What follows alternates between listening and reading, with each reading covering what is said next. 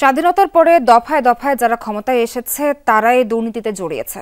নাটোরে কর্মী সম্মেলনে এমনটাই মন্তব্য করেছেন জামায়াতে ইসলামীর আমির ডক্টর শফিকুর রহমান। জানান, বৈষম্যহীন সমাজ করতে চান তারা, বিদেশে বন্ধু চাই প্রভু চাই না বলেও মন্তব্য করেন জামায়াতের আমির।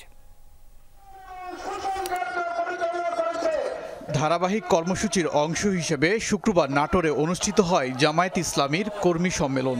এতে প্রধান অতিথি দলের আমির ডাক্তার শফিকুর রহমান। যোগ দেন জেলার বিপুল সংখ্যক নেতাকর্মী। সম্মেলনে ডাক্তার শফিকুর রহমান বলেন, স্বাধীনতার পর দফায় দফায় যারা ক্ষমতায় এসেছে তারাই দুর্নীতিতে জড়িয়েছে। গেল 15 বছরে বিভিন্ন দলের নেতাকর্মীদের ওপর নির্যাতন চালিয়েছে আওয়ামী লীগ। দ্রুত সংস্কার শেষে নির্বাচন দেওয়ার আহ্বান জানান তিনি। কম বেশি সবাই এই জাতিকে কষ্ট দিয়েছেন, জুলুম করেছে। সবচাইতে বেশি কষ্ট দিয়েছে গত 15.5 বছরের ফ্যাসিস্ট সরকার। তারা সবার গায়ে হাত দিয়েছে। আমাদের সেনাবাহিনী দিয়ে শুরু করেছে, আর আমাদের বুকের সন্তান যুবক যুবতীদেরকে দিয়ে শেষ করেছে। ডাক্তার শফিকুর রহমান বলেন, জামায়াত ইসলামী বৈষম্যহীন মানবিক সমাজ গড়তে চায়। এজন্য বিভেদ নয়, দরকার ঐক্য।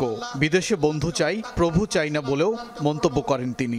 আমরা সমমর্যাদার ভিত্তিতে সকলের সাথে বৈদেশিক সম্পর্ক রক্ষা করব। কারো লাল চোখের দিকে আর আমরা তাকাবো না, এবং আমাদের দিকে কেউ লাল চোখ তুলে তাকাক সেইটাও আমরা বরদাস্ত করব না।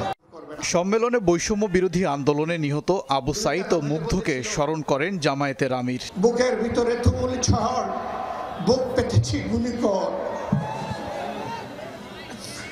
1, 2, 3টা গুলি করে তাকে ফেলে দেওয়া হলো। তারপরে তার লাশ নিয়ে অনেক নাটক করা। ওবায়দুর রহমান, যমুনা নিউজ।